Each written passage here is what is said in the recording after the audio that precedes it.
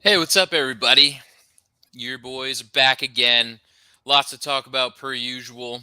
Of course, where would we be without the men's national team and all our frustrations dating back to 2 years ago against a former Canada team? Like, subscribe, let's get after it, let's roll.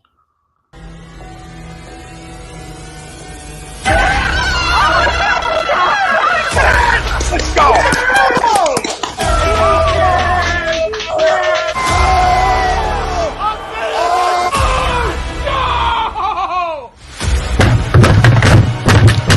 This ain't the fuck like Austin thinking he stinks! Oh shit! It's gone!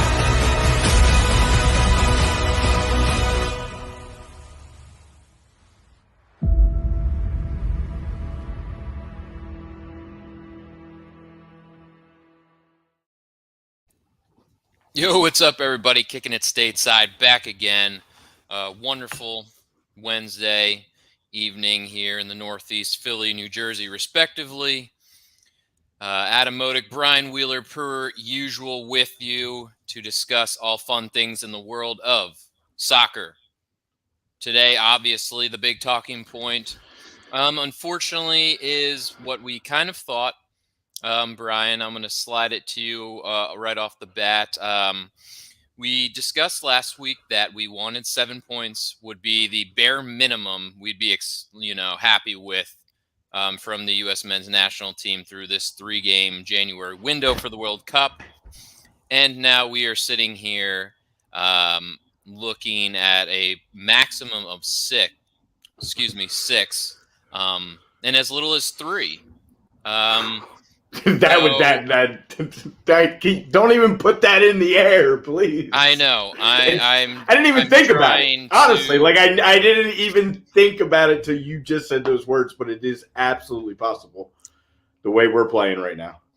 It's concerning, and again, we didn't want to come here, like we said last week, and this is supposed to be a celebratory show, man. With us exactly complaining like usual, saying like, how are we in this spot again where we have to basically win or it's going to be very tough sledding, because you're going into February, the next window coming up, probably your toughest window. You still have to go to Mexico in the Azteca. You still have to go to Costa Rica.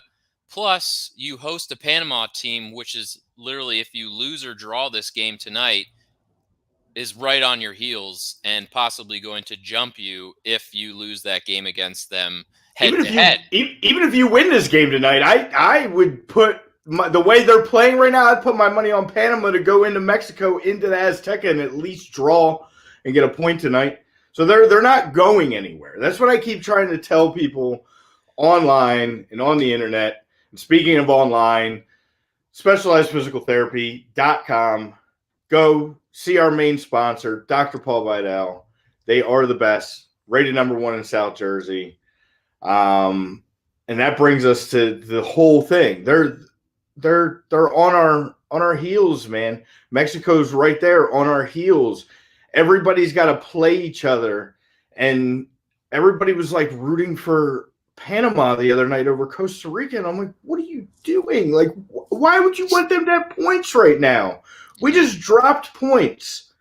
You know, like, we can't afford these teams to get closer. We can't play this oceanic 4th place playing game. It's just, we can't do it. We can't do it. You can't gamble on that at all. No. And I mean, tonight is, I don't even want to speculate anymore, because we speculated the El Salvador game. That was supposed to be, that was supposed to be better than 1-0. I'm sorry. That was supposed to be better than 1-0. More opportunities were supposed to be had. We were supposed to put a little hurting on them for that draw that we had down there. The Canada game, I mean, we go down 1-0, right? And I'm sitting there and I'm optimistic, because I've said it when I've predicted scores, and I predict somebody to lose 2-1 and they score the first goal. Well, you can't predict 2-1 if they don't get a goal, right? So we predicted a draw because we said 7 points. So that means we're getting a draw in Canada, and that was going to be acceptable. And it just never came, man. It just never came. Starting Gysai Zardes and not starting defensively. There he is. There he is, and well deserved. Congratulations to you. There's, you know what? I'm not even gonna say anything because that team showed up without one of the top 10 young players in the world on their roster available, and they took it to us. They took it to us. You gotta tip your hat. They did. Give credit where credit's due. They did not play scared. Nope. Even now, the goalie of Canada is coming out and saying the last 4 or 5 times we've played the U.S., they've been playing timid and they've been playing scared. And you know what? The guy's not lying. You can see it on their faces. You can see it in their energy. Not everybody, but there's a few guys out there that are not playing ready. I mean, did you see Buchanan and the way he stared down and went head to head with Des like that? I mean, I love those battles. That's going to be happening for a long time between. It is, and I give Des a lot of credit. I give Des a ton of credit for going, but Buchanan looked like he would put a hurting on him if it really went down to it. He's got a good head on him, yeah, and he's a good player and he's a good athlete. So, yeah, it's exactly. What's up, everybody? Just checking in, everybody over there. Brinks, good to see you, buddy. Chucks, yeah, man. Dan, of course, our brother from the north. If you're new to the show, Dan is our resident Canadian fan. So I figured he was definitely going to come in and, puff his chest out, and rightfully so. He can't even talk shit today on our side. I dropped the U.S. kit. I'm not wearing it. I'm changing up the gear today. My Red Bull kit came in for my birthday. My scarf came today, so I'm ready for some games. I figured I would switch it up. I'd bring it back to the old Pulisic jersey when he had that little bit of fire before that injury, when he was, Mr. The number Captain 17. America, had a pace of a freaking, jackal out there. Like, he was insane. But, that's another thing. And now it's, would roll right into our poll question. Should he be benched? Christian Pulisic, should he be benched tonight against Honduras? Agree or disagree? Now, it took me some time, and of course, it's hard to set aside my yellow and blue glasses of Dortmund and Chelsea, respectively, from him playing on both sides. And I just want to see the guy love the game again. He just doesn't look like, I don't know. He's talked about the mental illness stuff before. Is that seriously affecting him on the pitch, where he's trying to do too much? He feels like the weight is, all on him. I'm trying to figure out why this Pulisic we're seeing now, of all time. Like, this is not the time to, turtle up and try and do too much. Because this roster is, when we play as a team, and of course, Evan said perfectly, when Ricardo Pepi and Uncle Greggy makes the correct selections in the starting 11, maybe, we're going to see something different. If we don't see Pepi tonight, we riot. I mean, that just has to be. Yeah. I mean, we're now into game 3. The first 2 in that position have not panned out. There's only one guy left at this point, unless you're going to start way up at the striker spot or something like that. So I think it's Pepe's night tonight, man. And before to Evan's previous comment about needing Gio back, this team really is looking like they need Gio back, man. Yeah, I mean, he's kind of a forgotten piece in this, and he's such a huge piece in this whole thing that it's really starting to show that he's missing now. Yeah, for such a young player, it's incredible how much impact he makes, to this team, especially him and even Erickson. I'd love to see him being so young. It's like he's such a vocal point now because he brings a little bit of that spark as well in the offensive end, because we've seen very stale, our team in the attack recently. And we need something. I don't care, there's been a big debate. Why did the, US Federation schedule this game in February in Minnesota, of all places, where I have been there in January, February, and it is frigid. And talking about if you're exposed skin, you could get frostbite within like 20 minutes tonight, apparently, in St. Paul, Minneapolis, where the game's going to be played. Like, there's some really weird questions you got to start answering, because then you talk about how is that an advantage for us? It's almost both teams are going to be at a disadvantage with how cold it's going to be. Matt Turner's warming up with a full face guard and a what the quarterbacks wear when it's cold out. Like, I don't know. And your name now is exactly what's wrong with, I think, U.S. soccer. The nepotism is just insane. It is, and it seems that be that way in a lot of sports. I don't think it's just U.S. soccer, but it's ridiculous when all these things are coming out now of the names and the availability of coaches when Greg Berhalter was selected, and who was passed up and not even looked at or overlooked by the USSF and the whole. It's just ridiculous. And I mean, again, a lot of it does go on the players at this point, because at the end of the day, the players have to show up. But you've seen it where you can take great players and you put them into a weird culture and into this ever changing, and where they can't ever have be comfortable, and there's just no like. It seems like his game plan is to try to play to the other team's strength. And I don't, I don't understand. I've never seen it before in my life, to where he doesn't have his own plan. He doesn't have his own structure. He basically looks at who we're playing and he's like, oh my God. And he pulls these panic moves.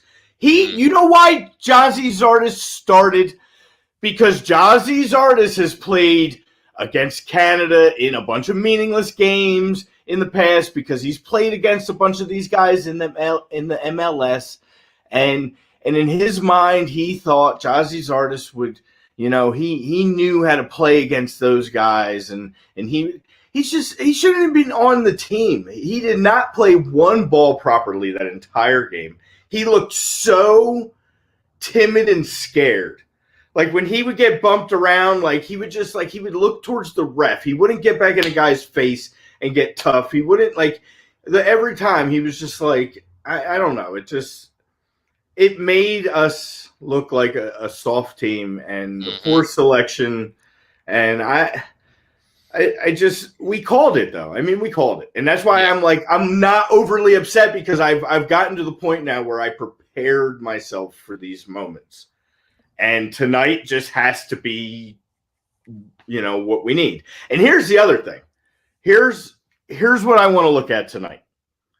You want a big moment? Let's not worry about what we do for once. We always want to look at everybody else. Let's look at that Canadian team that just beat us, that has to go down to El Salvador, that we went down there and drew because it was such a hostile environment and it was so tough on our players. And let's see what this Canada team does down in El Salvador tonight. And if they don't get a similar result to what we did when we went down there, and they go down there and win, we'll just see how much it's coaching and how much it's the players. Yeah, I don't want to say it's the coach, because, he's left off some guys like John Brooks and, some of these other guys from this window. And, he's starting guys like Gysai Zardes, which we said before. We know what these guys bring.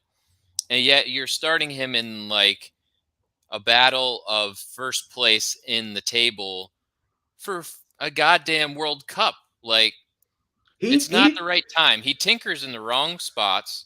He plays exactly to the other team's strengths. our strength as a team with this roster is we need to be that Jesse Marsh pressing, get up the field. We're not sitting back. We're not. And against Canada, it was like ping pong and back and forth, side to side, instead of going, north south. It's no, like he was doing this in what I don't even know what tournament was it. Was it the Gold Cup? It must have been the Gold Cup because it was like Sam Vines and it was Sands and it was those guys. And like we would start the momentum of the play would start to head up the field. And you would see these guys were directed to stop the play and like uncomfortably send the ball backwards, and then you're putting your guys in bad position. Did Matt Turner make a bad play? Yes. But you know what? I think that style of play in that game that's not how you play that Canada team. Mm-hmm. Not like you said, not with the speed that we had. You could even see it. As good as Buchanan is, and we were just talking about how he looked tough in Dest's face, Dest outran him every single time, and Buchanan is super fast. Yeah. And you look, Dest would be a stride ahead of him every single time. So, I don't know. You've seen this. Even Greg Berhalter, the things that keep coming up with him in – when he coached, I think it was Hamarby, back in the day, maybe 15 or 16, he got fired because they lacked an attack on the team. Yeah. Like no results were getting done. Looked like what we saw on Sunday with the U.S. team. It's just like, why is he playing this like slow win 1-0? You're not Chelsea. He wasn't a viable candidate when he got the job. And just like all the other shit that's going around in sports right now and guys being, he had the job before he had the job, and we all know it now and we all see it. His big brother or little brother or whoever brother that was in charge of some big department got him put in charge. And it's just been, people could say what they want. They're like, oh, the record. The record is because we have the greatest talent that this country has ever seen playing this sport. And no matter how bad the coaching is, the talent will bail you out at times. And that's why we won that tournament, winning every single game 1-0, except one game. Every other game in that tournament was 1-0. You're not a dominant team. You're a team with a lot of good players who weren't necessarily put in the right positions and got lucky. And a lot of times then you're also getting lucky not to lose. And that's how we lost to Panama the first time in this thing. And that's how we lost to Canada, because it's super stale. And to go back to the poll question, because we keep beating around it, because it's a super hard poll question to answer, because this is Captain America. Like you said, you got the old kid on. This guy has come so far. He's so important to the team's success. We've said it. He is the catalyst, and I think we're going to go as far as he takes us. But I think right now, tonight, with what's been happening, yes, because he hasn't been wearing the armband, so you're not taking the armband off of him. You're not doing anything crazy like that. All you're doing is giving the guy a break, and you're gonna and do it as a favor to Chelsea. The league's coming back soon. Chelsea's got a big run of games coming up here. Champions League's coming back. He's played a lot the first two games. You have Weah back. You put Pepe at striker. You put Weah on the left, and you put Erickson on the right, and you're done. And if you need him, maybe then you let him know you might need him for 20 or something like that. But for the most part, I think you give him a break tonight, and you let him be a good teammate, and you let him cheer his lads on. And they need to go, and they need to handle their business against Honduras. And we talked about toughness. Our poll question is sponsored by Body Check Wellness. It's a great line of products by one of the toughest guys out there, Mr. Riley Cote, former Philadelphia Flyer hockey player. Use promo code A2D. You get 25% off all the topicals, the recoveries. It's with the power of hemp, man. We talk about it all the time. Yeah, it's the new thing. It's the new thing, old thing. It should always be a thing. So get on that, all natural. But yeah, I think he hits the bench tonight, and we'll see. Hopefully, right before we get off the air, we have the lineups. But yeah, man. Hopefully. Far North Fox, El Salvador team is not playing against Canada due to a protest. We'll see what happens. See what happens, but Canada might have just won 3 more points. Ooh, interesting. Why does El Salvador not want them? We got to make sure that's real news too. But Far North Fox. Welcome something to the to show. keep an eye on. If that's I was going to say, I haven't seen anything come down the pipeline statement on that yet, but it wouldn't surprise me the way the dynamics of the world is right now, and as bad as El Salvador is. Yeah, see, Danny's looking for a source. If Danny doesn't have it yet, then I think we got to be cautious on saying anything reporting on that, but. I would obviously I think we'd all, except Dan, would love to see El Salvador, do a little ass whooping tonight, but yeah, I don't know. It's I don't think that's happening. It's I think we got out of there with a point because it was our first game. The lads are nervous going on the road. They're first in CONCACAF. Things are being thrown at them. You got the riot shields up. Like, I get it. Dude, we have one goal in 2 games against El Salvador, bro. Right. One goal.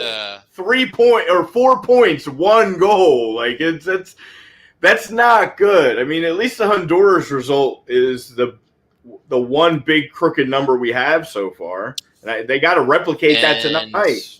I guarantee that Honduras game, that 4-1 win, will be huge because back then we said that +3, in the goal difference column is going to go a long way. Because now it's like, all right, I mean, you're tied with Mexico. I believe we're up 1 on goal differential, but, and I think to end the poll question for right now, if you would have just taken care of your business the first 2 games and not looked like shit against Canada, I would have said, sure, rest Christian, He deserves it.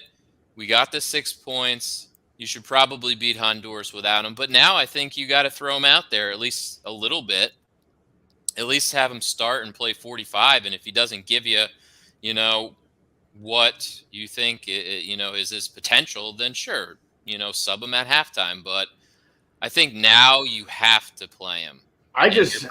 You're pretty much like handcuffed in that situation where it's like, dude, you got to get 3 now. You can't just sit there and be like, let's throw out, let's tinker now. And like, we got the 6, if we get 7, sure, we're happy. But now it's like, you have to win. You got to play your best players. Unfortunately, you got to do it. So I think he has to play. But can you take the chance that the Pulisic from the last 2 games shows up and there's calling, Greggy on the phone saying, "Hey, man, like maybe don't play." I don't know. I don't disagree with you. I just I think with Weah being available now back again, and what we've seen from him, like Berhalter's job's on the line. Like 3 points or bust. Like and it won't be. Again, it's still like we were having this conversation in the one group today on Facebook, and like if we lose this match, how do we not replace him before these final 4 games? You got Stephen A. Smith talking shit on Uncle Greggy on national television. Like when these guys now pundits are starting to take notice that this guy's saying a 2-0 loss is okay, and that we dominated. That we dominated and lost 2-0. Who cares? What matters is on the scoreboard. You still lost 2-0. In the days of poor coaches' press conferences, that's taking the cake right now. Yeah. Well, he came back now apparently and said, I rewatched the game and we weren't that dominant, but it's still a good performance. It's like, what are you talking about? Were we good in the run of play? We were okay. Was there anybody there when we had an opportunity to cross the ball and finish? No, because you didn't give us a finisher. You gave us Jedi Zardes. And you didn't just give us Jedi Zardes for 45 minutes. You gave us Jedi Zardes for I don't know how long he was out there. Because once that second goal went, I turned it off and I started playing video games. Because I couldn't deal with it anymore. I couldn't watch any more of it. I was done. And both the goals, you could see them happening as they were progressing. And you were like, here we go again. Missed opportunities, 7 minutes. How many corners did we have in both these games? And we come out with 1 goal in 2 games and 3 points. Right. It's I don't know. This has not been a good window, man. This has not been a good window. Again, besides the... Again, a lot of name drops today on national pundits, but Hercules Gomez said it perfectly. How can you have your only good wins were you've beaten Mexico, a bunch of times recently, and that's what we're going to hang your hat on, and that's probably what's going to keep them around, probably no matter what the result is tonight. Unfortunately, it's like, hey, great, you beat Mexico in some semi-useless tournaments. Good for you. That's fine. But this is the World freaking Cup, man. Yeah. The tournament that is the end-all, be-all, that we actually did not qualify last time around because we couldn't be a team that had nothing to play for in Trinidad and Tobago, and we all know how that went. Yeah. This isn't every summer. Yeah, this isn't an exhibition tournament every summer with a made-up prize that's been around for 10 years. This is a big deal, man. And to not have a spot cemented yet in the world stage is a failure. It is. And we're not ever going to have it if this continues to be allowed to go on. And Dan, I saw the DM. Thank you. He did send me a thing. I guess this was a real story and a possibility, but apparently it is now reported the El Salvador players are going to show and play this game. So it was talked about, though, that they would not, in protest, they would not be showing. Or North Fox, El Salvador president said that he will play a team, but not sure if it's going to be the main squad or some U20s. And in all honesty, if you're El Salvador and you're sitting where you're sitting in this tournament, I mean, not that you want to gift Canada some points, but why not play some U20s and let some, look at your next wave of kids. Everybody's got that next wave coming up. Your chances are pretty much, I think. Yeah, I mean, at this 100% point, mathematically. I was looking at it the other day. It was like between them and Honduras, they had a total of maybe 5% chance combined of getting in. Yeah, so. I think El Salvador, safe to say, unless an absolute miracle from whatever you believe in, higher power, they're not getting in. So if they choose to do U20 game, sure, give them a little bit of experience. Yeah, Lord Walker, I was there. He you is. Rewatch the game, so you have the best view. Exactly. I don't know. Yeah. This is what Give he's me saying. that I view. rewatched the game. Never mind. What I said. Basically, he said what I said was stupid, and I didn't mean it at all. So if you, me, and Lord Walker were given that opportunity to have that same view as him and have that same cast of players at our disposal, I think we'd get better results. I'm not even being smart. Like, people want to be like, oh, you think you can do a better job? Yes. The only game that was super impressive was the game where we're down 1-0 against Honduras. We're opening up our screen doors on our balconies. We're at the lowest of low. We're ready. We're like, this is it. This roster is not going to do. And then all of a sudden, genius, puts Ricardo Pepi, Erickson, and Jedi Robinson in the game, and it's 4-1 within 30 minutes. And that's all he needed to do. But then he did it on again. The talent. He's not a good coach. He did it again. We did the same thing in Costa Rica. We went down 1-0 against Costa Rica right after losing to Panama. And then he's like, oh, man, let's get these guys in there. And then, boom, we come back and we score some. you have such good players at your disposal. You have again, I've said it, and I've said it, we've all said it, and people are going to argue. You might get some old heads that argue, and they can argue all they want. Athletic-wise, playing where they're playing, on what levels they're playing wise, we have the best talent in this sport, in this country, that we've ever had. And the most people play, and the most players playing overseas, which is why that was such, a huge impact. And to get us to that next level where you're playing against and you're practicing every day, you're training against world-class players at Chelsea, guys in the Bundesliga.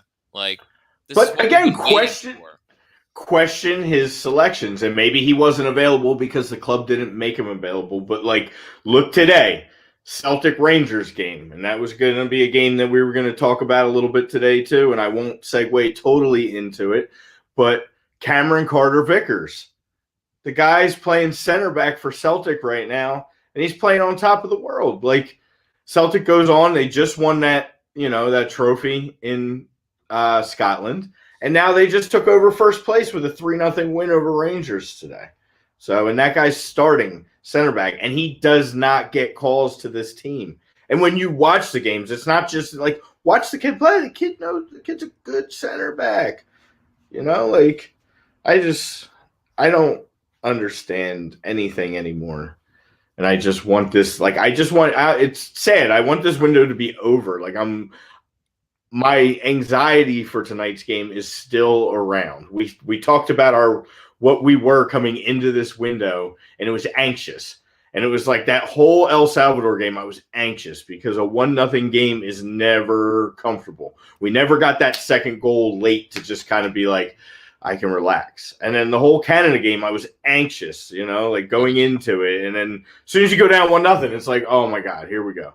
And you got to sit through it. And I sat through it till that second goal, and I was done. Now tonight, we're nervous. Yeah, I want an enjoyable game.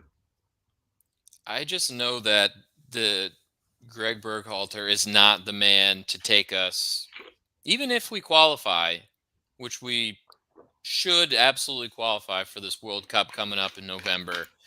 I just don't see him being the guy to lead us there. I don't even care. Is he going to be that guy getting to Qatar, and you have faith in him going up against these teams, the best teams in the world? I don't. No. How are you going to play that style against a Switzerland team or a Germany team or something like that? Like, this is going to be our best case scenario. For God's sakes, freaking run us over off the pitch. Our best case scenario at this point is the players play us through and do enough that we at least get into this World Cup, because we have to get into this World Cup. And then I think if we do, because it's still an if at this point, then it's going to be an early exit, I think, if he continues to play this way, no matter, because you're going to get one or two really big teams, and then you're going to get another team, like you just said, like a Switzerland, that we saw what happened when we played that friendly against Switzerland. He wasn't prepared for a team like that. This last one against Bosnia, we got a super late 89th minute goal with a whole bunch of substitutes in the game for Bosnia. I don't know. These friendlies, I don't really take it, because a lot of the friendlies recently, they weren't even like the A squads of these countries. So you can't really take that into consideration and, take it with a grain of salt that you're going to be going up against the A squads of all these countries, and you better be able to bring it, because they certainly are. Yeah. But I don't know. But Dan said that guy, I'm guessing, is that Olivier Platt, or I'm guessing French-Canadian lad? This was an hour ago, saying El Salvador players have released a statement saying they're not playing tonight's game versus Canada, dispute with the Federation over agreed bonuses and treatment. But I guess Dan said that was old news. Okay, so it does. That game's getting played one way or another. Somebody's showing up. On the pitch for 11 guys are showing up in El Salvador, kids, and they are playing the game. It doesn't matter. They can find. It might be their 65-year-old president or whoever, like some of these other countries do. There's guys like, yeah, I'm playing tonight, but somebody's playing. Cut of that check. So let's just. I mean, at this point, if that's the case, man, let's just. Might as well hand Canada the top spot, man. There's another 3 points coming tonight for them. They're going to go to El Salvador and they're going to win. And then we're going to have zero excuses. We can go back all the way to the beginning and say what we want, whether it was the first game or whether it was this or whether it was that. If Canada goes into El Salvador and acts like it was nothing and just beats them, and we don't do anything but dominate Honduras tonight, I just don't know how that even works. Like, say we get by just based off talent. You keep winning 1-0. You go to the Azteca, in a month's time. You draw Mexico and you beat Panama. You get in. Is that enough time to hire a new coach and start getting them ready by November? Would they do that? Let's say that first. No, we know. I would love for them. Just not enough time. We would love that, The U.S. soccer is not going to make. I think even if if we lose tonight, again, I don't want to open that can into the universe, but if that was to happen tonight, I still don't think he gets fired. And that's how bad it is right now with this situation. I don't think he does too. I think we're too deep into this thing to all of a sudden hire a new guy, get his, tactics to these guys. Unless it's Jesse, unless Jesse is like, I'm ready to rock. Like, he has no job. He's unemployed. Right. He's been on a nice little break now. It's been a few months. This is what we wanted. We're here. There's guys out there. You know what the crazy part is? We go back to the beginning, and anybody can ask. This is exact. Yep. We're getting exactly what we asked for. We wanted to get in, but we didn't want to look that good, so he doesn't have that job security. And we wanted Jesse to be the guy available, and Jesse is available. So just do it. Evan's right. You know what? Sack him now. It's better to be safe than sorry. Yeah. I'd say yes, that'd be great. But again, like Lord Walker's saying, Spain's they won't do it. Mm-mm. I know. We know they won't. Spain. That's like a way different group of cats. But I get what everybody's saying. I think that he's going to be here. We're just fire him and his brother. Won't that be great? I don't even want. I love Ernie Stewart because he was a former Union guy, but come on, man. Ever since he's been in charge, I have not been impressed with him at all. And to be honest with you, ever since he's left the Union, they've been better than they've ever were. So coincidence? Probably not. Honestly. Probably not. But again, it's like, yeah, it's not good. It's not good. And we shouldn't be sitting here, clenching our cheeks, hoping that we just make it out of this game in terrible, unsafe conditions tonight in Minneapolis, St. Paul, where it's like, hey, let's play a soccer match in a freezing, Midwest where and you don't be minus temperatures. You don't want to play these games in an indoor pitch. And I understand what they want. They don't want it, in Texas, LA, flooded with a bunch of fans. I get it. I get that, but it's like you're just gonna make it in just terrible. It's not even gonna be an advantage, like I said, for it's gonna be a disadvantage for both teams. Yeah, it's crazy. Yeah, it is. I mean, I don't know. I still think our guys should be able to handle it a little bit better. Most of these guys have played in many cold weather climates to where again, a team like Honduras, some of the other teams, some of the guys probably are more played in some cold weather, but a lot of these guys in Honduras have not even felt weather like this in their lifetime, let alone tried to play a game in it. So at the end of the day, no, the ball's hard. It doesn't roll the same. It might actually disadvantage. Everybody says, oh, it slows us down. But we're technically such better players. It's like you can't make that excuse. Yeah. We should still have, it should fare an advantage in our favor slightly, one way or another. Slightly. But I know it is going to be ridiculous tonight. So like -10, wind chill out there.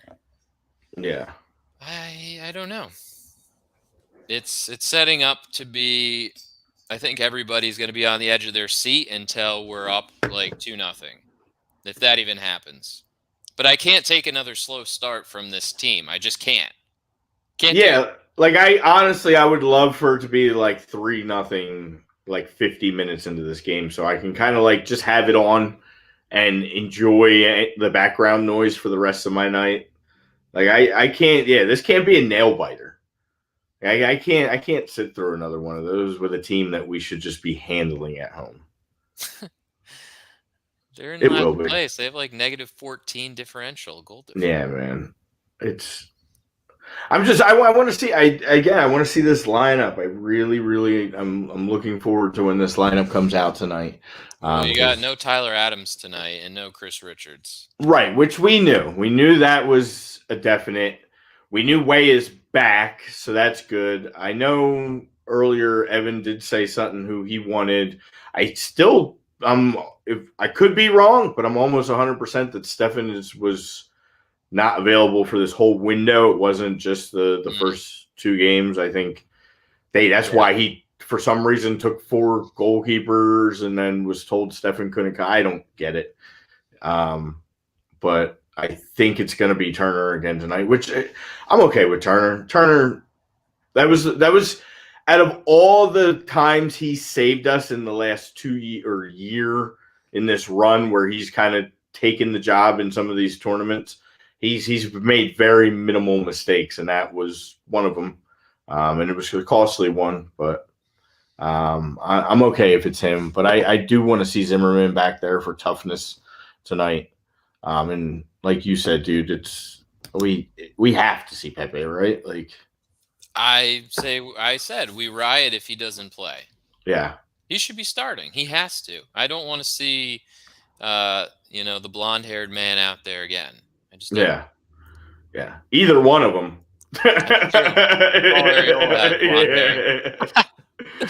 Either of the guys that are on Triple G's payroll that he just loves to keep bringing on. I mean, I was definitely wrong on them starting Areola against El Salvador. I thought that was like you could have booked that one, but he didn't give him the run out there. He put him out late in the Canada game, and it was way too little, too late. So, not even a sellout.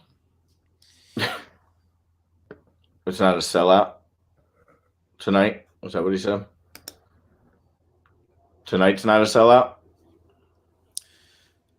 Game not even a sellout. Keeping this coach has destroyed any momentum gained from our tournament wins. Yeah. He has halted it. And you know who really halted it? I blame Bruce Arena. Yeah. I blame Bruce Arena for a lot of things. The U.S. Soccer Federation has really botched this big time over the last 3-4 years. And I think that's why Jesse kind of left and went into the Red Bull organization, because he kind of cut ties with U.S. Soccer. And that's why when his name comes up, a lot of times people are questioning that possibility, because he kind of had a little bad taste in his mouth. And I don't blame him, because when you're a guy like that and you actually recognize talent and you're a good strategist, and you see these idiots get in positions that you should have been given 5 times over, it could be frustrating. So, Evan said should have had it in Nashville. Beautiful 50 and some rain. Perfect. Nice new stadium too, right? They have a new stadium in Nashville. Right. So that could have been. I'm surprised they didn't do that. Or Kansas City. They love to play Kansas City, Columbus. Yeah. Just we did the Columbus one, so yeah, it's I don't know.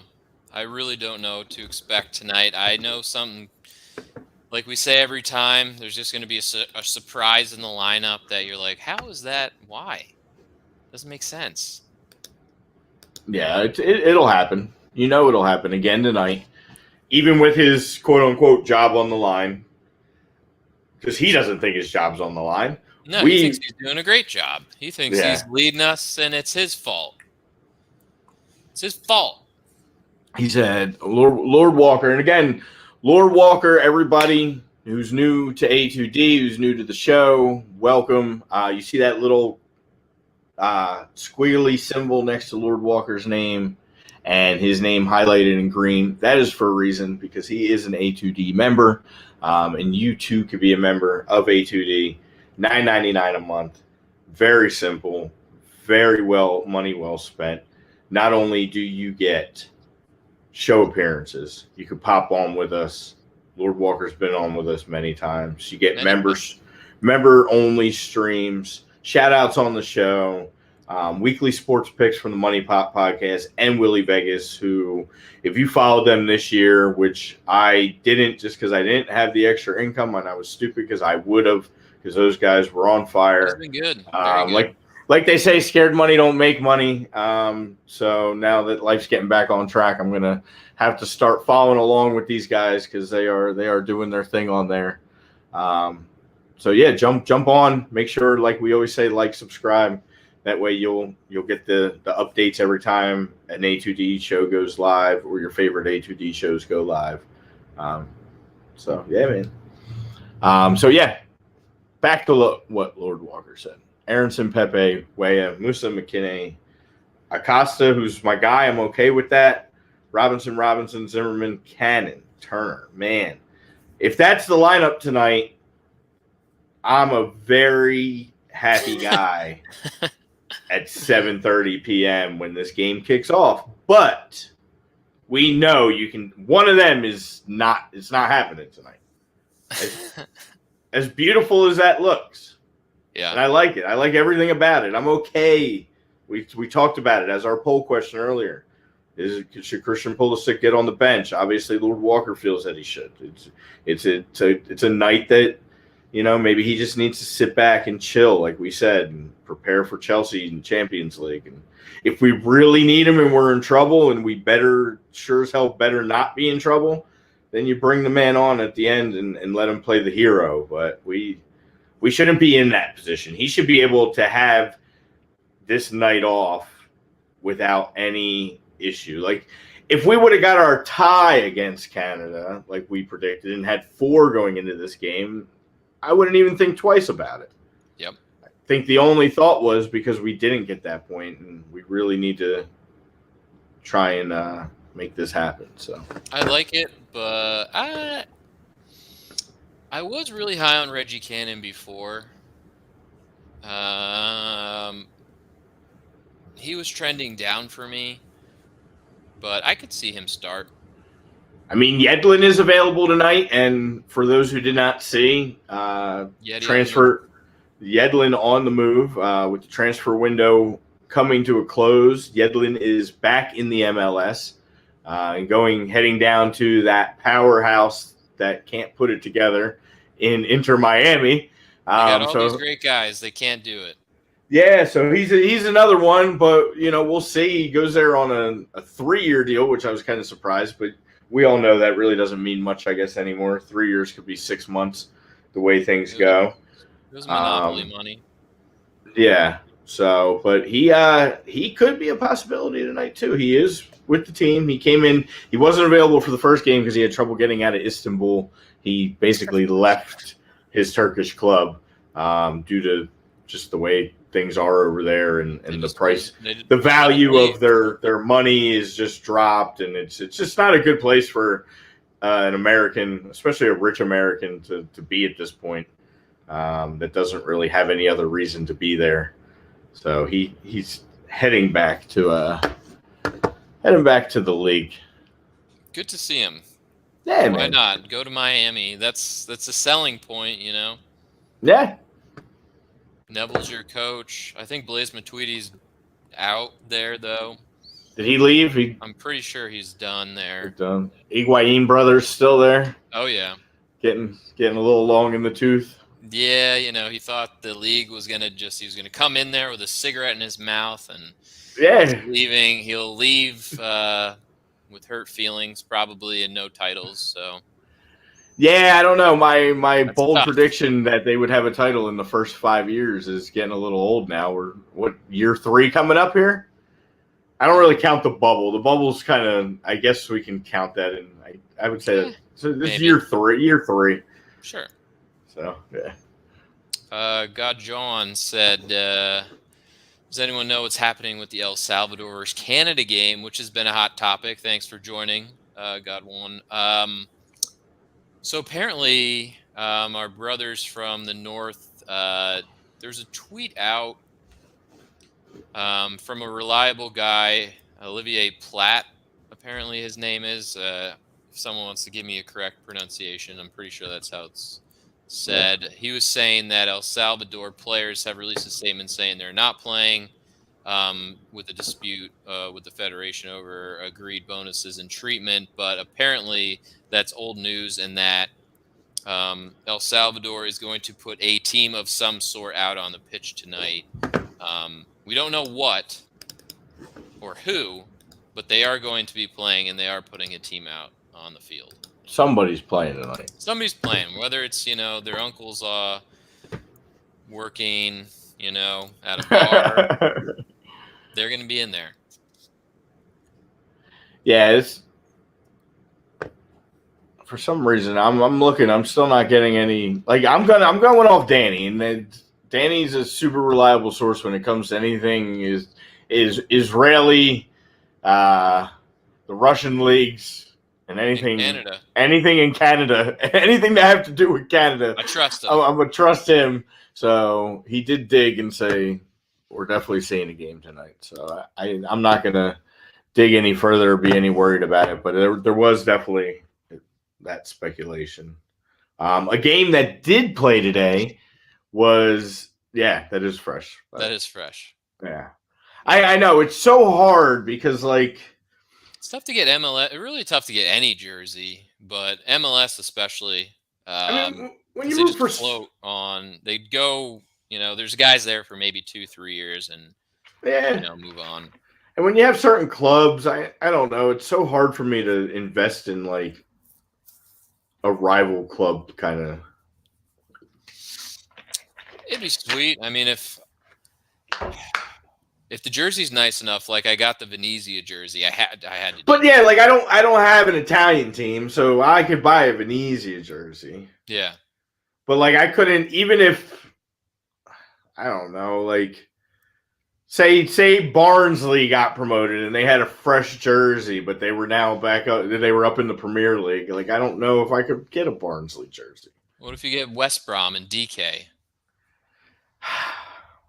I guess right now. That's considering they're still a championship side, but I wouldn't even do that. We talked about that on the last show and going nameless. I went nameless on this one. It's going to take so much now for me to get a name on any type of jersey. It doesn't matter what the sport is. The way free agencies go and the way these transfers go and things like that. To invest in $100 shirt and then the guy be gone in 3 months or 6 months. I mean, look at all the people in Philadelphia with these useless Ben Simmons jerseys that, were the hundreds of. There's people that probably have 4 to 5 different ones because they come out with this collection and this collection, and they do it in the side. I mean, look at it. I got the black and red one for that one short season. Should get a Nottingham Forest jersey. One. Adam has one. I'll just borrow his. I got one. I don't know. Why don't you get a City jersey? How about that? Because they're really fancy. I get why he said that. Yeah. Troll job. Yeah, troll job. I have one. I'll give it to him. City's got some dope third kits out. Go get one of those. I think every team has a pretty sweet jersey these days. The way these jersey manufacturers are going about their business. Most teams have a pretty sick, some neon yellow, some color that doesn't have anything to do with the club. Yeah, at all. But like the Liverpool pink jerseys, those are somewhat kind of fire. But yeah. You know what? I'm about to get an Inter jersey. That's what I'm about to do. I'm about to get an Alexis Sanchez Inter jersey and wear it because that's coming up too. We're gonna be getting back to Champions League too. So you should get Aaron Ramsey Rangers. I thought about it. Speaking of, again, we briefly talked about it. There was a big game today for anybody in the soccer world who's not aware of the rivalry and the history. Big Glasgow derby. Yeah, between the two major powerhouses in the history of Scottish soccer, and that was Celtic and Rangers. And Rangers, who have been dominant in this matchup and have won it the last, 6 times and have been just dominating the league of recent, lost today. And Eddie will be, upset. He'll get over it. Yeah. They got handled today. 3-0. And Celtic has taken back over first place in the Scottish League for the first time in a little while now. And it's kind of good to see that rivalry back up again. But I guess, Ranger supporters were really enjoying that run they were on and probably think it's not such a good thing that this rivalry is back and relevant again. That their little brothers are starting to be good again, starting to get a little nervous there in Glasgow. I'm sure it was rocking tonight at Celtic Park, though. Oh my God! Oh man, what a to be in that stadium tonight. Whew. Such a tough place. This is a rivalry that dates back to, I believe, 1888. This is a rivalry, for people who don't know, that is beyond the game of soccer. This is about social status. This is about religion. I mean, this is one of those things where people in this country don't quite get it. The closest thing you could say is an Eagles fan, because to these guys, they get it. Actually, our market gets it, because to them it's religion. It's real Protestant, Catholic, families divided. It's pretty serious. Secretly becoming Ranger fans and getting disowned and never speaking to a family member again and things along those lines. So, yeah, it's not good. Lord Walker said, "Get a Barcelona kit like John God. Get the Aubameyang and show some due respect." Due respect. Okay. We've seen this song and dance with this guy before. Go ask Adam. Brought up later in the program. I was going to say, ask Adam, because Adam saw it with Dortmund. We've seen it at Arsenal. There are we have a segment called Red Card, Yellow Card, and it sounds like Adam has something lined up for that. So we'll leave that man's name into there. Brian, get the Red Bull Bragantino third kit. I will definitely look into it if you are recommending it. Does Red Bull have an Israeli squad? Red Bull's everywhere, man. That's nice. Red Bull's everywhere. Hey, you got the money. Yeah, I mean, that would be sick. Nice, Evan. That's another guy that needs something else. The old prison kit. Yeah, he's going to be joining Benjamin Mendy. Yeah, who had another charge pop up today, coincidentally, after all these Greenwood things come up. But I shouldn't laugh. I'm sorry. I shouldn't laugh. It's not a thing to be laughing at, but it's just Prison FC. Mendy starting left back with Mason Greenwood. Tough. Yeah, man, it's crazy to see, and these guys they get some money and they get some power, and they're big, well built I think they're above the law, right? gentlemen, and they end up, I guess, thinking above the law. Let there be light. Evan said it needs Manscaped. Evan is 100% right. He is going to need his manscaping. Actually, he probably doesn't want to manscape now. He probably wants to make it a little bit more difficult because if you're manscaped. But absolutely. That's another topic for conversation later. Our sponsor, the great Manscaped, A2D, is the promo code. You guys should get Manscaped because you're not going to prison, but he may be. You're not going to prison. You're not going to prison. Get Manscaped. 20% off. A2D is your promo code. Go to manscaped.com. Unlock your confidence. Use the right tool. Don't be all nicked up and chapped down there. It's pretty great. Yeah. I've been saying it since I think Manscaped became a sponsor that I immediately jumped on it. Because who does? I mean, again, and what ladies don't like that, you know? Yeah. Do it for the ladies or the guys in prison. He shouldn't do it. Do not send him that in prison. Again, this is allegedly, so. Yes. I know. We shouldn't, and we shouldn't be making light of it. I know. Absolutely not. I just it's just the way it's becoming now. It's these guys are getting way out of hand. Yeah. But another we got African Cup of Nations today. Thank you. You see, you're in my head. We're back.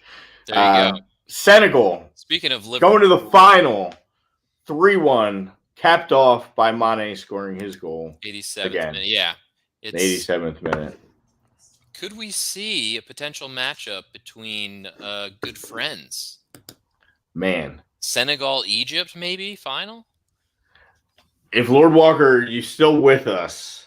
That's going to make Liverpool fans I mean, I guess there's a motivation behind them going back to the transfer window closing. You know, Liverpool did make a notable move in getting another striker to add up top in Diaz. So I mean, we'll see, but this is a lot of run for these guys now. This is a lot of games without a break. Yeah. Mane's been going hard, and Salah's been going hard, and they're playing. I mean, most of the time these guys are playing 90 every game because when you're one of the best players in the world, and then you're going to a team who's not even a top 50 in the world, there's a lot expected of you, and there's a lot on your shoulders. So yeah, but I mean, they're both doing it for their respective countries per usual. So again, you know, Senegal with a good win over Burkina Faso earlier, 3-1. Egypt will play tomorrow, I believe. Yes. Who do they play? They play Tunisia? Is that who they play in the football? I'm trying to find that. Cameroon. Oh, Cameroon, that's right. And it'll be played in Cameroon despite the issues with the stadium. So we'll see. I think that's a good call. Nice call, Lord Walker. He knew his Liverpool duo would get to the finals for their respective countries. So that's looking to be it. But again, we'll see. Cameroon and Egypt will be tomorrow. I think 2:00 Eastern time is kickoff for that. Evan's saying, do you see Federico Chiesa making a move to the Prem? I remember Liverpool put in a bid. He's not broken. He tore his ACL, I think, last month. So he's going to be out for a little bit of time here, probably at least 6 months. So that's probably going to put a little damper on his transfer value. But yeah, he was that guy in the Euros. Every big tournament on the world stage, there's always one guy that makes, his value just skyrocket. And obviously Chiesa leading the Italians to a Euro final and championship. So that was definitely that guy. But yeah, he tore his ACL, I think, last month. So he's on the shelf for a good 6 months here. Yeah. Yeah, we all have stories of how we started watching our favorite squad. It's pretty funny. Dortmund put out, I think ESPN FC had I don't know who put it out first, but it was a lineup back in the day. It was like Lewandowski, a young Götze, a young Gundogan, a young Hummels, a young Subotic, who was insane, Marcel Smeltzer. Like, it was like peak Dortmund when all these guys, a young Royce, like, to have that team or what could have been possibly makes you wonder. Yeah, man. Marco Royce is another guy. A guy just got bit by the injury bug year after year after year. Never could make that switch because he was always hurt. He's a little fragile, and that makes me a little scared for a certain player that was part of our poll question. Yeah. The injuries. Yeah, big time. Yeah, man. Those technical, tricky guys, they're always getting fouled, and some of them are a little more fragile than others. And I don't know. Royce, the injury bug just always seemed to just come and bite him, and he'd be out for months at a time, and just couldn't make that switch. I would have loved to seen him in the Prem. I think he would have done pretty well. Yeah, he's like always recognized as one of those guys. He's world class, So even good though when he healthy. wasn't. Yeah, even though he's like he was never world class for a stretch, but anytime he's fully healthy, he's world class. He just gets hurt again, and then he gets back, he gets healthy, and he's world class, and he gets hurt again. Like, it's unfortunate, but that happens in some guys' careers. Yeah, Mo Salah looking like he's on his way, depending on how Liverpool finish and how Egypt finish. He could be on his way to winning Footballer of the Year. You're not worried. That'd be a hell of a season. I guess I'm just like, wouldn't you be worried about them getting gassed and burning up before, because you still have a run and a possibility of winning the league, and they're probably one of the only teams that still has a chance to win the league with City. I have zero faith in Chelsea. I mean, in all honesty, at this point right now, yeah, and the way you look at the way the table sits, like, if anybody's going to give City any kind of run, if it's even possible, it will be Liverpool. And they have, some aspirations in Champions League. You have a first-round matchup in Inter that is, you're expected to get through that. So that's even more games playing. Still alive in the FA Cup. You still got Chelsea to play for the Carabao Cup final. So there's a lot of football to be played, and I know you want guys in form, but there's one thing between being in form and then being in form for the next month, and then just getting absolutely gassed when you're getting later into these things where you really, really could use them. But I guess something to be said for having depth. I'd be happy to have that kind of depth. I can promise you that. Yeah, and I mean Liverpool's next match isn't until. Well, in the league is February 10th, so they still have almost a week for everybody kind of to get to, a little bit of rest, because I know FA Cup games are this weekend. I like how he says I'm peeing. What one bad thing did I say about any of his players? All I said was these guys are playing a lot of minutes and a lot of time because they're great players. But at some point, that catches up to a lot of players. I'm just looking out for you, dog.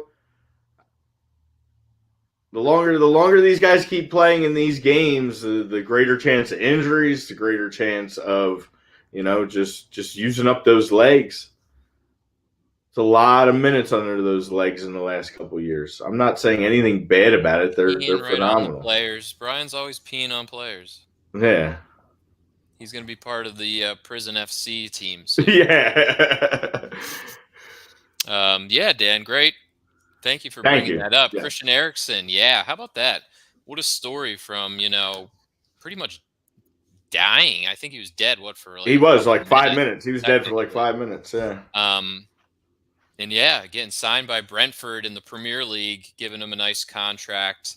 I mean, I hope he can get back to at least. I was going to say, the guy might never even play a game. He might never even play, but just the whole thing is a good story right now. Yeah.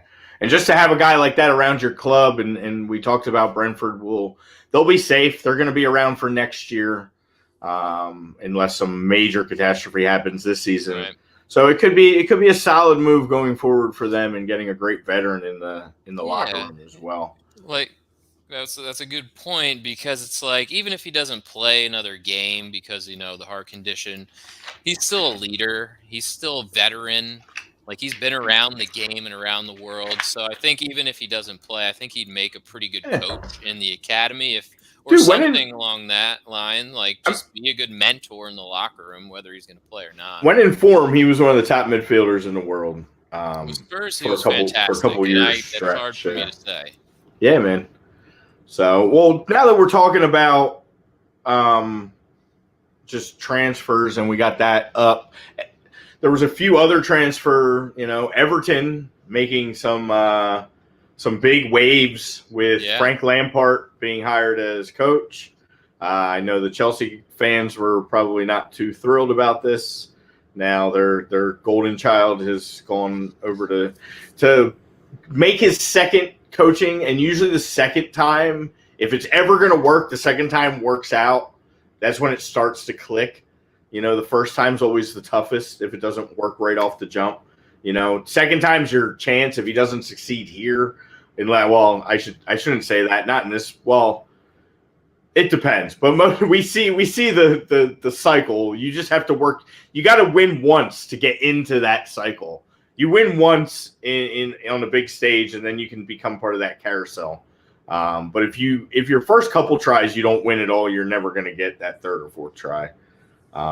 He brings in two familiar faces. That guys, I guess he wanted in Dele Alli and Van de Beek to run his midfield, That'll get him. It's weird because this seems to be the thing with Everton and the new coach. It's always the midfield. Last time it was Doucouré and Hamas and Allen, and now you're bringing in Dele Alli, and you're bringing in what are you doing with all these midfielders? And are you going to get the best out of Calvert-Lewin? Are you going to get the best out of Richarlison? Are you going to put them in the right positions? This is a weird flex for Everton, and we'll see how this works out. I don't know. Everton seems like nobody could win there. So poor Frankie's in a tough position, and saying, "Hey, we'll back you up. We'll sign some players. We'll sign, a guy that hasn't played much at all since he's been at United, and Donny van de Beek, and hey, we'll bring in Dele, where some cases he can be really, really good. Like under the Mourinho bump, he was all of a sudden we're like, this is the Dele we expect, and then all of a sudden he goes back to Didn't take long either. No, not in good form at all. And so I guess maybe moving to a new club that's going to give him a little, kick in the ass. But yeah, Frankie's got a lot of work cut out for him with the Toffees. Yeah. Any other notable moves on the U.S. side? George Bello moves on. He's another one to. That was nice for. Yeah, get out of Atlanta. He joins Arminia Bielefeld. They're the 14th in the Bundesliga. So. Yeah, he'll be fighting. He should be okay for relegation purposes, but there's a lot of bad teams in the bottom of that Bundesliga, so they might be all right. Yeah, there should be some minutes available get at some least. Playing time, yeah. Absolutely. Austin Trusty, the shock transfer. The shock transfer, as many call it, the money laundering. For those who don't know, the Cronkies do own the Colorado Rapids as well as the Colorado Avalanche, the LA Rams. So I was begging, with that little influx of money that you get from making the Super Bowl, that would get dumped into Arsenal. Maybe they need to win the Super Bowl, and then that money will come in the next window. And actually somebody presented a good argument for not making a move this window.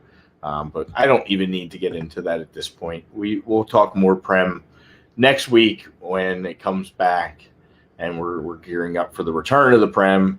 We're also getting ready for the return of MLS for all the MLS fans, those who have a team, those who don't have a team, find a team.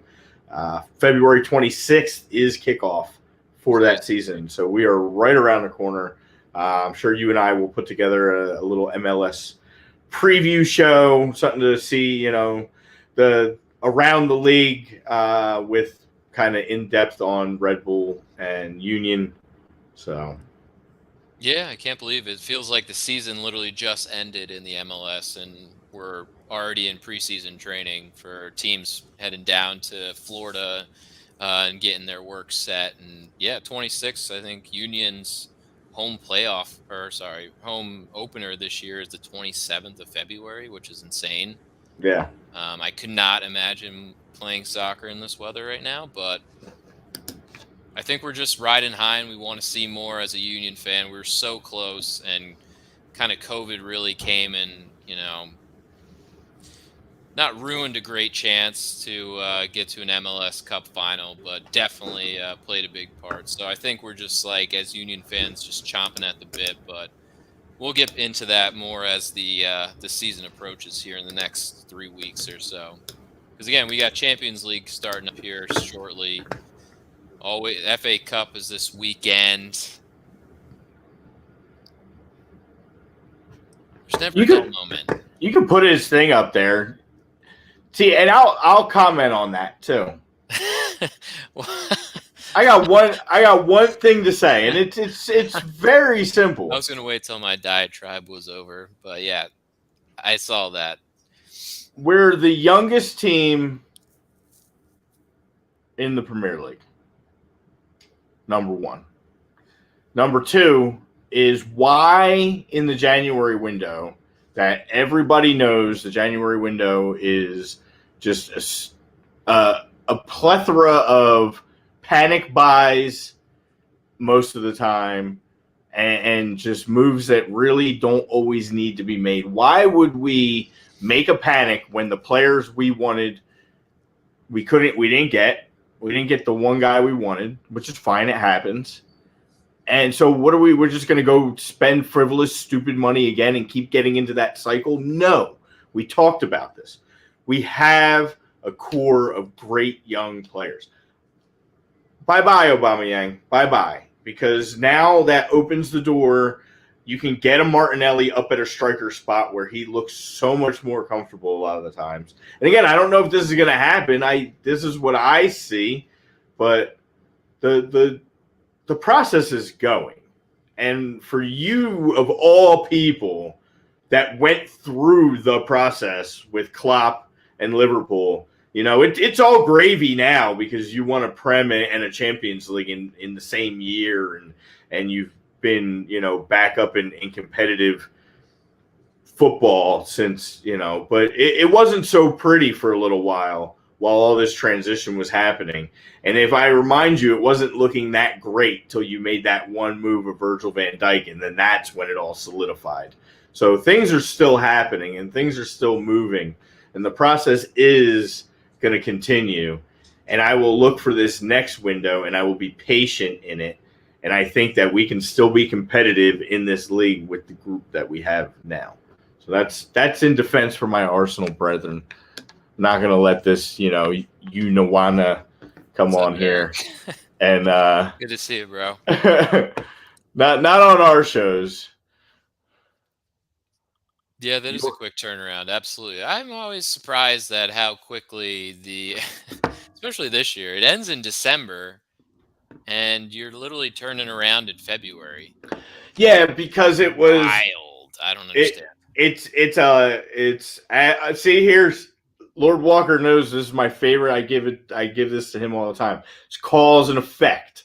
So we go all the way back to COVID and the bubble, and how things were altered then, and then how it altered into the next season, and now this is going to be where we're going to have to start this crazy early, but then now we should be back in some kind of form. Hopefully the world just goes back to normal soon, and this we're good. But this is like a long-term cause or effect of the cause of the COVID shortened bubble season and rescheduling and reworking, and now they got to get things up and rolling earlier. But it's true. Yeah. Yeah, Oba had some good ones. The Black Panther one was good too. The Black Panther one is number 2. My favorite one, as just speaking as a Dortmund fan, is when him and Marco Royce did the Batman and Robin celebration. That was pretty sweet. That was tremendous. I think the Venom one definitely is up there too. Here's my thing with Oba, man. The talent was always there. Nobody's going to deny that. But there's just the work ethic's not there, man. And we see it all the time. Again, I hate to keep bringing up our home city from A2D but you know, there's a lot of that going on right now with certain athlete, and it's like once you lose them mentally, they just never seem to be the same.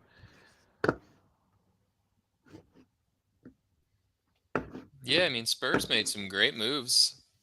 Rodrigo Bentancur coming in, helping the Spuds out. Nice little transfer from Juve.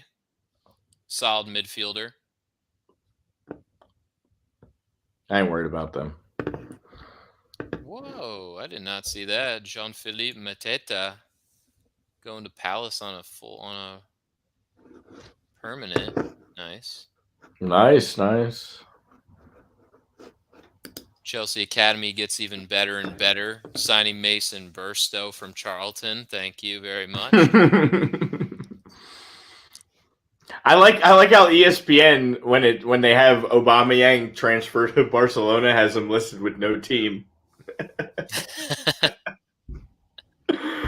Oh man, he's a piece of work though.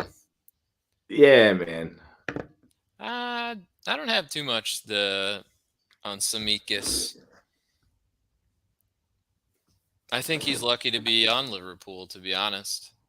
He kind of got caught in that window when Joe Gomez was out, Virgil was out, and they needed panic buy. January window panic buy. I just talked about it. That's what he was. They needed somebody, and who else? Yeah. They got that other kid. Everybody was out. Everybody was hurt. Yeah. Oh God, he was terrible. But they needed to do it. Kubiak? He was awful. Go back. I don't even. Yeah, Kabak. He was Sanchu's running mate. He comes from a great line of Schalke pride. Yeah, young Turkish center backs. I think Schalke's doing well though in the second division. I don't want to see them back. Oh, Jeffy Hendrick got the hell out of Newcastle. Good for him. Went to QPR. Remember that deal was like the huge deal because he played so well with Burnley, and then Newcastle brought him on. That was their big signing. Yeah, they brought on him and Ryan Fraser after they both had pretty good seasons with their respective clubs, and that just went to shit. Oh man, Newcastle's unloading anybody that's not a name because they're going to buy a whole bunch of guys that don't fit, and it's not going to work. But Matt Longstaff out on loan. Matty Longstaff goes to Mansfield Town on a loan. He'll get unlimited playing time there. Good for Matty. Lo Celso went to Villarreal, so he's out from Spurs. That's good. Oh, I didn't see that. Wout Weghorst, the old Wolfsburg guy, going to Burnley. Yikes. Oh, Nathaniel Phillips out from Liverpool on loan to Bournemouth. So that was another notable one for Lord Walker. I know he'll be he can afford to do that. They also sent Nico Williams out, which that's disappointing because Nico Williams was like the one guy that you could burn on Liverpool. He's off to Fulham. Matty Longstaff, all the way down to Mansfield. Yeah, dude, on loan. My God. We did never mention Bruno Gamara as probably the biggest signing of the Premier League for the window, coming in from Lyon to Newcastle. So again, it's a big name. It's going to start.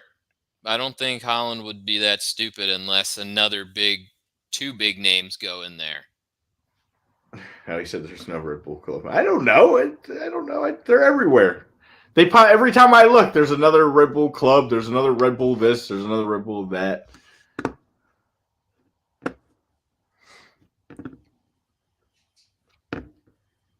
He wanted to yell at me, not you. Oh well, I brought it up. I didn't know where Red Bull. I thought that's why he brought it up. Yeah, so that's what it sounded like. Might be. Barcelona. I don't really care about the Red Bull system, to be honest with you. I Besides care my about boy the Erickson. Red Bull system. I think the Red Bull system is coming back. It's coming back.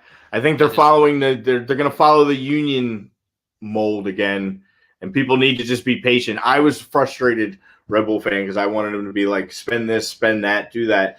I like the union's mold. I think the Red Bull have a plethora of talent. They've added a couple little pieces here and there. They added the goalie. I really like our coach. So Stuber got the best out of them guys at the end of the season last year. So I think with a full off season to kind of put a game plan in, it should be a decent year. Gerhard Stuber, he was ballsy. He said that the Union were going to win, or the Red Bull were going to beat the Union. He guaranteed it. Yeah, we were on a good run. They were hot. Oh, don't give me that, Kulusevski. Stop. Samikas wasn't a panic buy. Fake news. Oba contract was canceled, so he didn't have a team. Yeah. Talk to me when somebody from like an Italian side actually comes over and makes it a difference. I'll name you the winner of the transfer window when the guy puts the ball in the net. Kulusevski, stop. When Diaz gets on the pitch and puts the ball in the net, then you're the winner of the transfer window. Great. But it hasn't happened yet. It hasn't even played a game for you yet. You were the winner of the transfer winner when you signed Thiago, right? Where's Thiago? You never talk about Thiago anymore. That was your guy, right? Where is he? He was supposed to come in, right? He was going to be the big game changer. Thiago. It was all about Thiago. Where the hell's Thiago? Don't tell me. Just... Again, it's getting old now. It's a couple years that we're looking at a couple years. Sitting up top, looking pretty. We're into the third Champions League since you've won. Third. Bayern won since you, Chelsea won since you, and now you have an opportunity. You're still alive. My winner of the transfer window. I don't think anybody wins. Yeah, you know who the winner of the transfer window is going to be? It's going to be Everton when they get this crazy little bump and they get themselves out of relegation zone because they got a new coach and you know Dele Alli's going to come in and he's going to play hard for at least 2 months, and Van de Beek's going to get all the playing time in the world, and they're going to score goals because that's what Richarlison's going to do. He's going to get all pumped up. Yeah. And they're going to go on a run, and they're going to look like the winners of the transfer window because they're going to finish just outside the top 10. And they're going to be like, see, look, they bounced them back and all that. And then next year, we're going to overhype them because they're going to make some big offseason move. And everybody's going to be like, look at Everton. See, they're back. They're going to be top 6 club. And then they're going to let us all down. They're back. Yeah. So you guys made one move and the guy hasn't played a minute for you yet. I hate when people say that. Oh, we got an A+. From who? You got an A+ from the same idiots that backed Greg Berhalter. Got him. None of that stuff means anything till you put it on the pitch. Oh, Matty Target to Newcastle as well. Yeah, but see, the thing is, it's been a lot of seasons since Arsenal's won, but I don't talk like we're like the cream of the crop right now. Look, he said, Erickson, Brian, relax. I have to. This is like our thing now.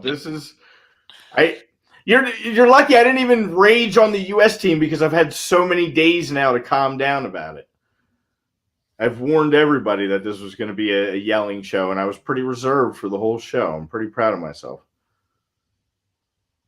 I think it's been great. We've had some time, and then we're probably going to be mad again tonight. I hope not. Please, I don't want to be mad again tonight. And unfortunately, because of the fact that we're going to be done here in a couple of minutes, I don't think we're going to get the lineup because it's a 7:30 start tonight. So you know what's going to happen. We're going to be off the air, and in a half hour, we're going to get the lineup, and I'm going to be blowing up our group text about what nonsense happened. Yeah. And shit selection. Yeah. Jamie Lee, thank you. We mostly, just for your information, do talk about your league. So thank you for the respect from the UK. Just with the kind of break going on right now and our US team playing tonight, we're super heavy on the men's national team. But our show week after week is generally a Premier League show. So thank you for joining us. We just have to talk about the U.S. team, hopefully not botching a chance to go to a World Cup. I'm sure you don't know much about having to be nervous if you're an fan. But she probably does know about a lot of people thinking their coach is shit. So because Southgate gets a lot of the same treatment when he picks his squads, and deservedly so. He lets the talent on the field dictate, his success. Yeah. So, all right. Well, we're getting to that time, and this is where we like to do our little red card, yellow card segment. I mean, the obvious yellow is our boys tonight. I mean, the whole package, the coach, the players, the fans, it's Honduras. We won 4-1 on the road. We really need a statement game tonight. Let's just I want to be able to hop in the kitchen and start making some food like 60 minutes in and know that I don't have to worry or stress that it's a game-changing moment's going to happen because we're in control. I just want to. The only worry I want is if someone gets frostbite on the pitch. That's the only worry I want to have because I want it to be nice and smooth. Let's get 2-0 quick, and then let's focus on watching other things tonight because this should be an easy task for us to win. We got a team with 3 points sitting in the bottom, minus 14 or so, and goal differential. You have to. I don't care what the weather is. I don't care. Yeah, you got to win. You have to. Yeah, put a thermal on. It's a little chilly in here. I guess just put it. The wind chill is minus 10. I don't care. You go out there and you win that game. Yeah, man. And we shouldn't have to. Again, it's an age-old thing we've been saying since we haven't qualified. We've put ourselves in the spot time and time again where it's like must win.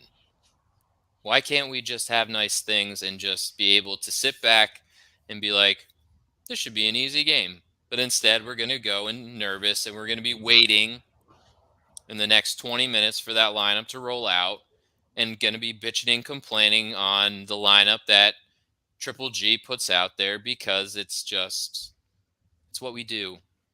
This is how we are, but it needs to change. But this is wishful thinking. This is me just talking out loud. But yeah, it's I think it's 7:30 Paramount Plus is tonight. FS1 tonight. You can actually regular cable tonight. Yes, you don't have to watch it like I did in Spanish the other night because I'm not giving Paramount. I can't give anybody any more of my money. Can't until I get it. Yeah, we can't do that. But I always do. I always try, and I always say that. We got mad when Peacock started going with the Prem. And they got my money. Down with the cock. And then I honestly might get rid of them and just get Paramount because I can get enough Prem games other places too. So right. But yeah.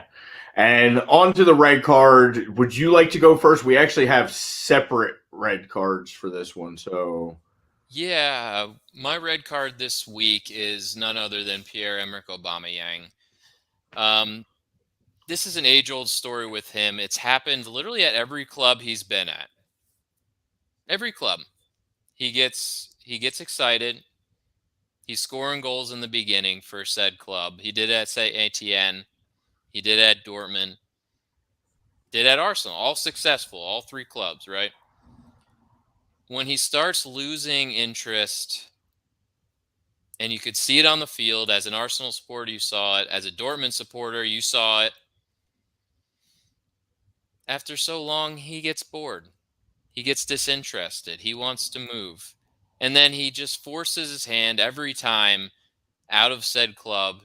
Dortmund, he ended in a nasty split, blamed the sporting director that it was his fault, that it was such a shit, debacle with how things left off. And now it's happening again with Arsenal as he forces his way out and goes to Barcelona. And it's just like, bro, like, just play out like your contracts. Like, it would be one thing if this was a first time thing for him, saying like, okay, I'm disinterested. Can you please sell me or make some sort of arrangement? But this has happened multiple times. It's a multiple offense. He's done it at least twice. And it's just like, I want to like the guy, I respect him. He was a Dortmund guy, but it's just like, it's more of that. It's more of a personal, it's more of on him. It's the person. It's just how he is. And it's, I don't know. It just rubs me the wrong way how he keeps doing this instead of just playing it out. And now Arsenal has to play what, $8 million to just terminate his contract. yeah, It's just I don't know. And I mean, love the guy. He's successful everywhere he goes, but it just, don't be that guy. Don't be that diva. And I know you're going to say there's a million divas in soccer and all this other stuff, but this is just, I don't know. It's different. No, there's different levels. There's definitely different levels. And his level is just, I don't know, just unacceptable and rubs me the wrong way. So that's kind of where my red card lies with Oba. Yeah. And mine, Jamie, again, just to answer your question, we're not streaming for the game. This is all pregame. We're gonna watch this game in peace, not on air live. But we are live every Wednesday from 4:30 to 6. As of now, that is our schedule, Eastern Standard Time. So I know it's a little different over in the UK, but it's what evening? What time is it now? 11 o'clock over there. Yeah, 11 o'clock. So we will start doing some live streams, I think, at some point. I would like to, yeah. Yeah, it's just with schedules and stuff too. It's not always easy, but I think once the World Cup starts, it could be a good time to do some live streams. I think that would be fun. Yeah, definitely. But my red card is just going to go to Greenwood, Mendy, the whole thing. Again, we talked about it earlier in the show. We had a few laughs about just the whole crazy situations that these guys are putting themselves in, but it's not a laughing matter. Sounds like some pretty serious allegations. Mendy's, I mean, at this point, his is so deep, I believe 90% of what I read. Greenwood's is pretty fresh. Some major allegations. We always hope that it's not true, but a lot seems to be coming out. They seem to be going right at seems to be a lot of evidence coming off the jump by the way they've been handling it. So yeah, just both those guys, any of them guys in general, that feel the need to do whatever it is that they did and throw their money and power around and make these women feel less of themselves. I feel like there's no room for it anywhere, especially in the game. But on the good side, before we head out, for the women, our girl, Dennis Rodman's daughter, 19 years old, becomes the NWSL's top paid player. It sounds like with a few players bailing as well on the women's side for some other countries, and with some of the things going on in that league, they're really looking to change some things, and they're looking for a face.